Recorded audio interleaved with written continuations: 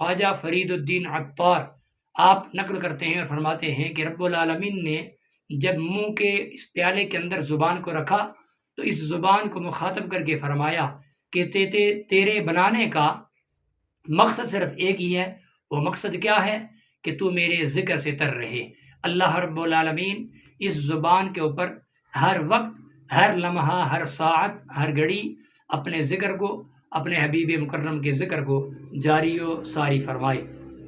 خواجہ فرید الدین عطار آپ نقل کرتے ہیں اور فرماتے ہیں کہ رب العالمین نے جب منہ کے اس پیالے کے اندر زبان کو رکھا تو اس زبان کو مخاطب کر کے فرمایا کہ تیرے بنانے کا مقصد صرف ایک ہی ہے۔ وہ مقصد کیا ہے؟ کہ تو میرے ذکر سے تر رہے۔ اللہ رب العالمین اس زبان کے اوپر ہر وقت، ہر لمحہ، ہر ساعت، ہر گھڑی اپنے ذکر کو، اپنے حبیب مکرم کے